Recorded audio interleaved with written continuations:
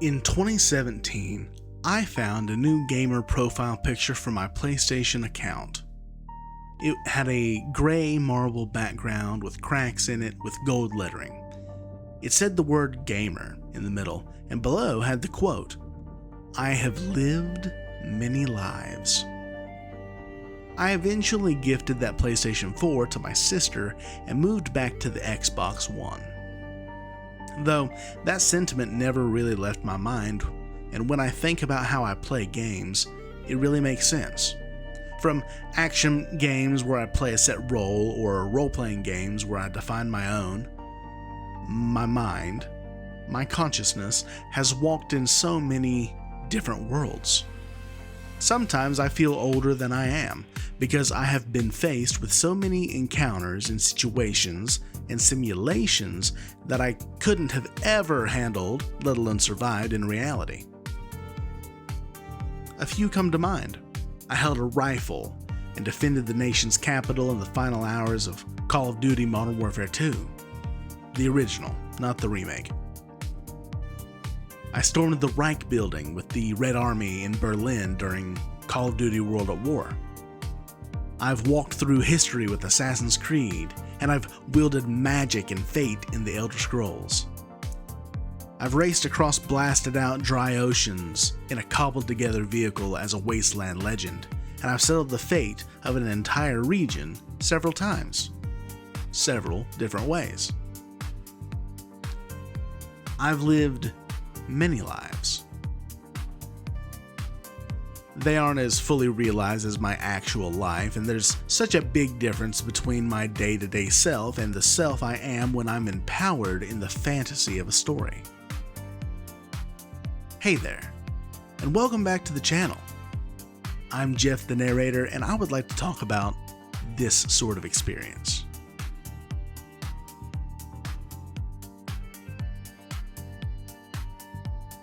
There's a term for this sort of thing. People call it escapism. I think that when people use the term, they immediately think only of the cozy encounters, the relaxation. Though this isn't the case for gamers. I mean, sure, Stardew Valley or Animal Crossing can be so relaxing and valid.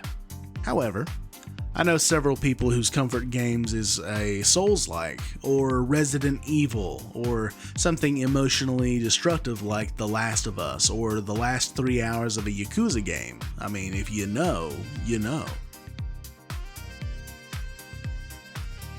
Escapism, while potentially dangerous if taken too far, can be healing for the soul. If I can't succeed in my actual life, it can feel good to succeed in a game.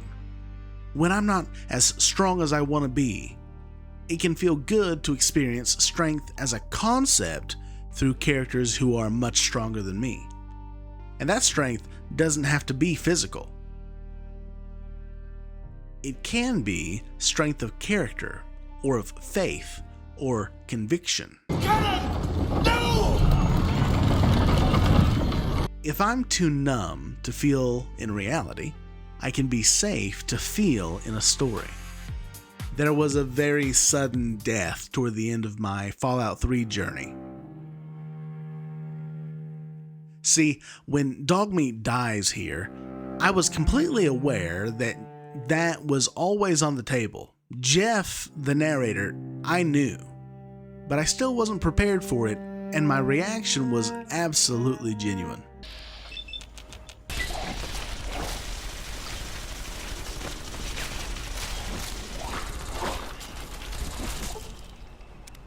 Oh!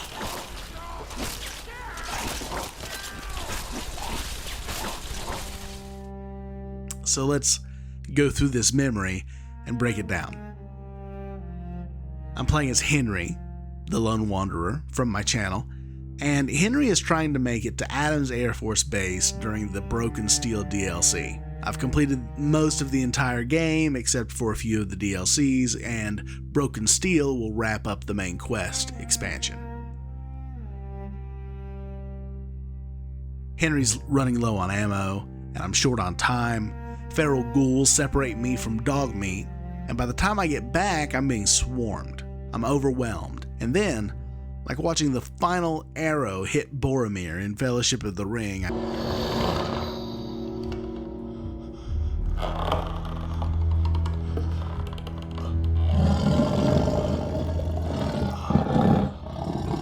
I see the notification that Dogmeat has died. Now, I have rules about things like that when I play games, especially for the channel. It's a spontaneous part of the story, and I'm supposed to fail forward. So, for a minute there, for a second, I actually felt grief and anger, and then suddenly elation as Dogmeat's fully grown puppy arrives moments after the death of Dogmeat, and I laughed hard.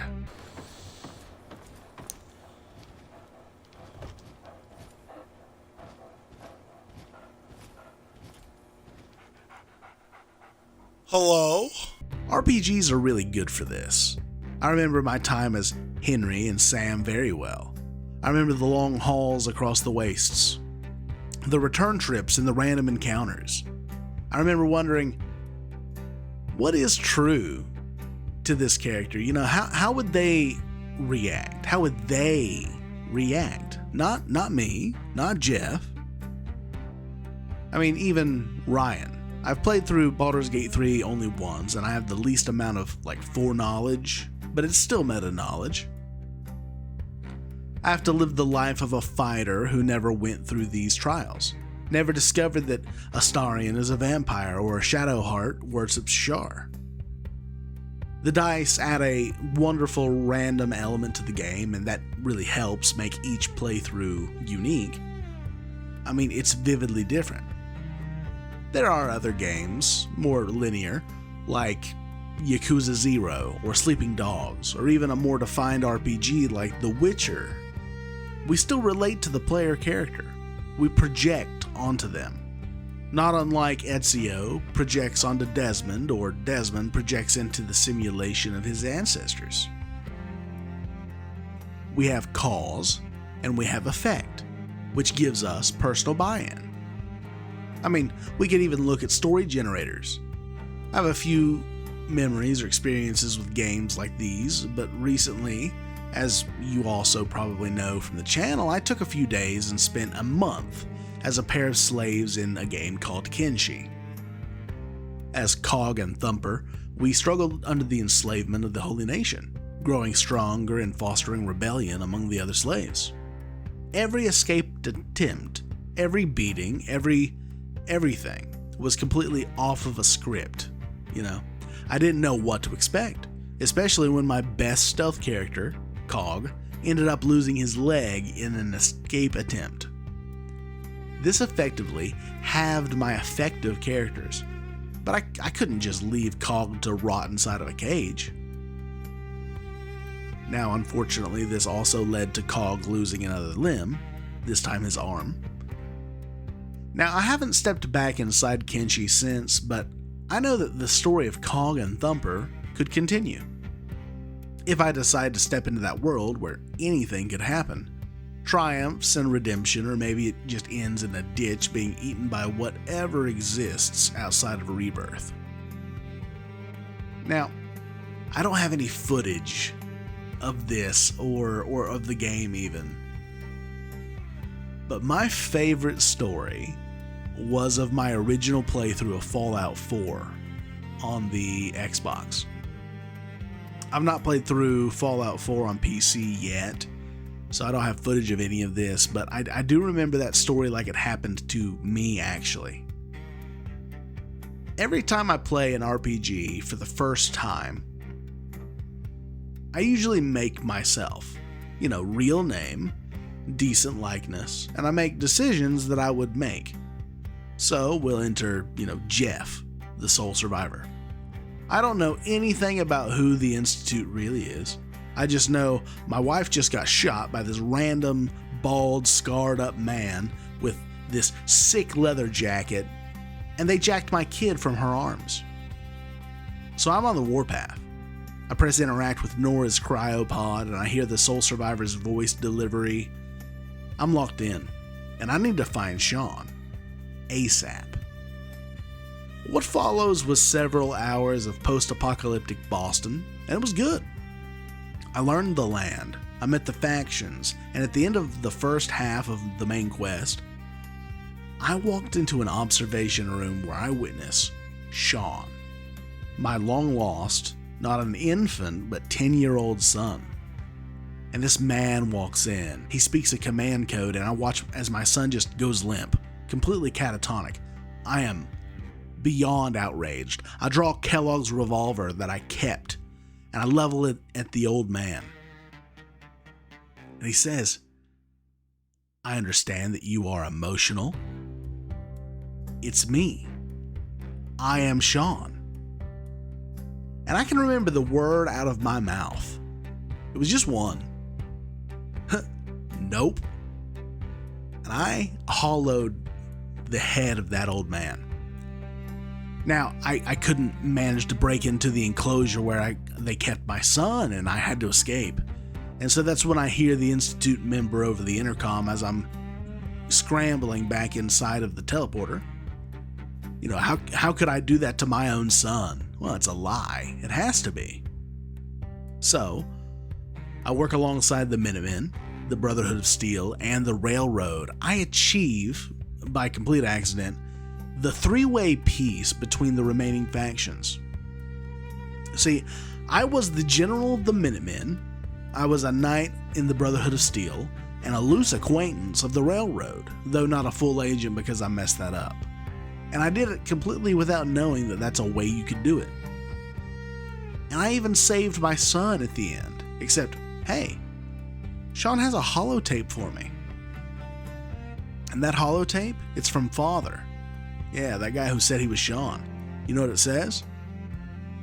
You know what this holotape tells me about that old man? That was Sean. And you know what? I killed him with the same gun that killed his mother. And then I destroyed everything that he ever built. Except the boy. The copy of Sean that was supposed to give me a chance to be a father. Tragic. Now, this was before any of the DLC came out. So, the wait for the DLCs started, and I was just doing things. Automaton would come out later, followed by the Workshop DLCs, Wasteland Workshop, the Vault one, and then, Far Harbor and even Nuka World. So, I kept the same character. And one day I was traveling from Concord to Sanctuary when a Brotherhood vertibird, dropped off some knights in their T-60s. And they landed right on Trash Can Carla.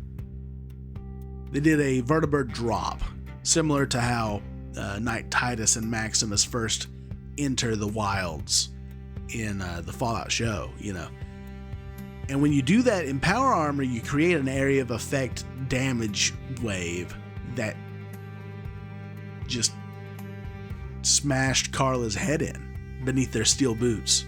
And I was shocked, and I interacted with the knight, just seeing if they would react, I know that they wouldn't react, but I got this nonchalant line about making the Commonwealth a better place and cleaning up the trash. And it was the sheer audacity of that line, and so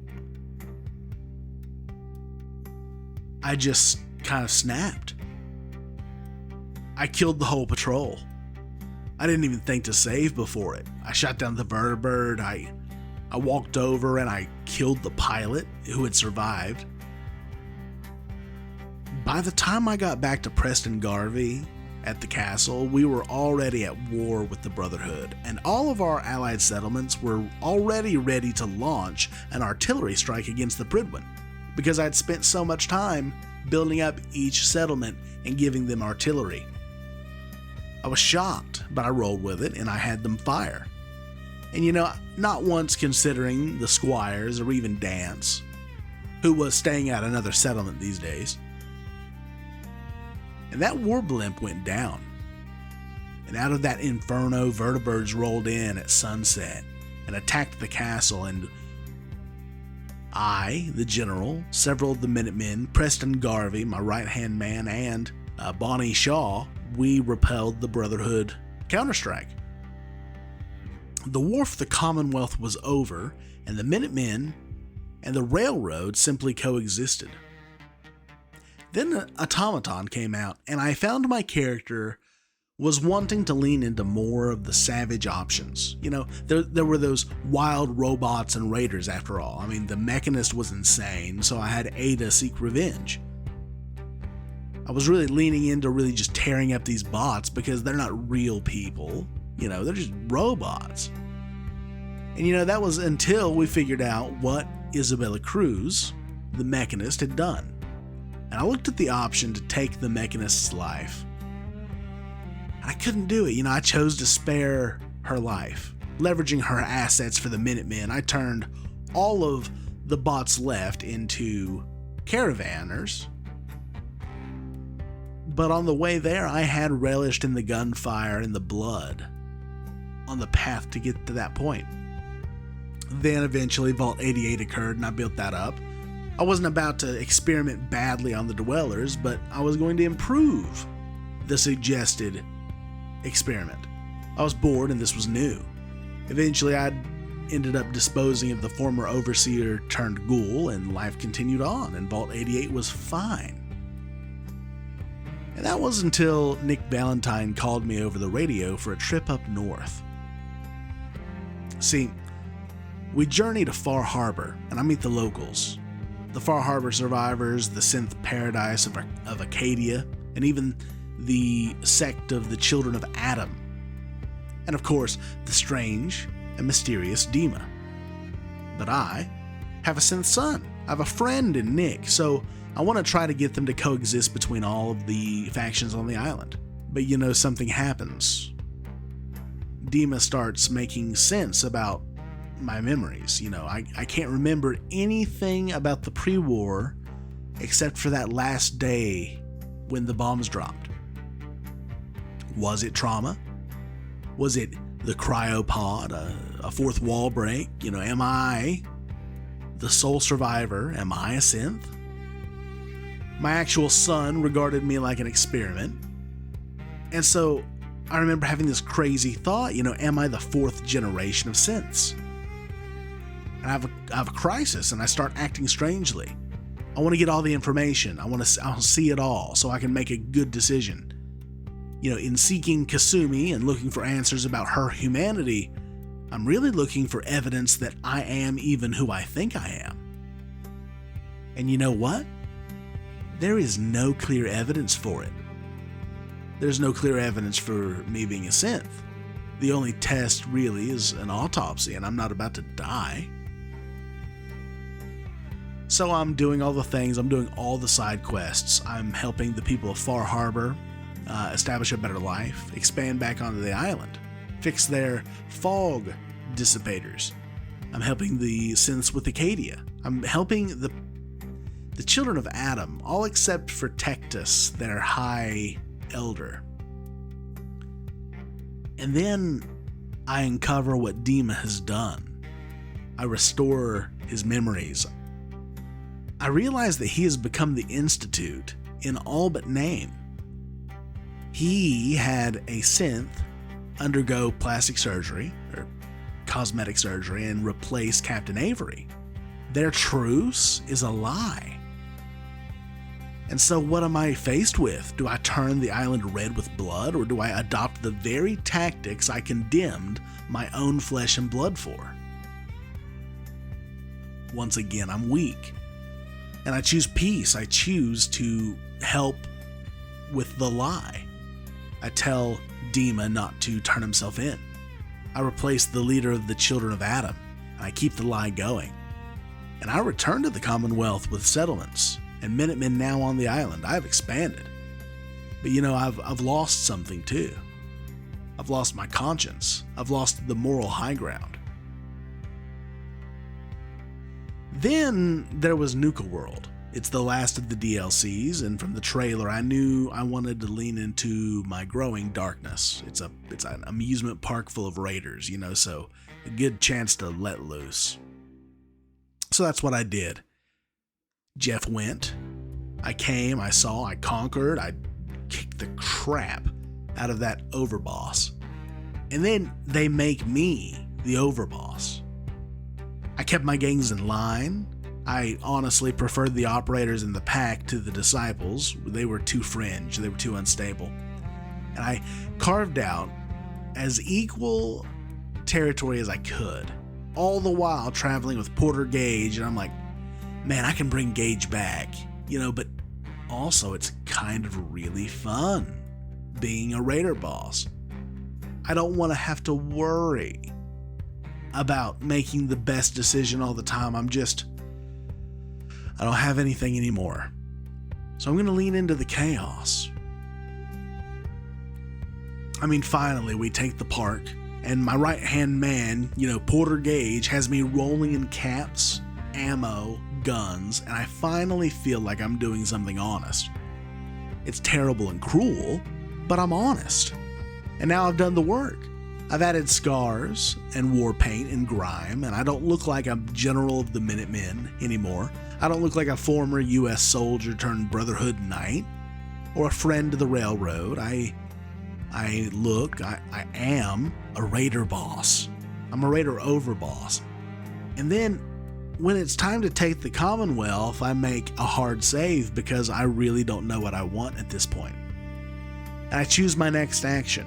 I finally let myself accept that the wasteland is what it is, and I burn it all down because it burned me down first. So I stood among all those settlements, the hours of building them up, and I came back and I steamrolled my former cause. I became the villain. Maybe I even turned out worse than Sean did, but I felt more honest about it. Because war never changes.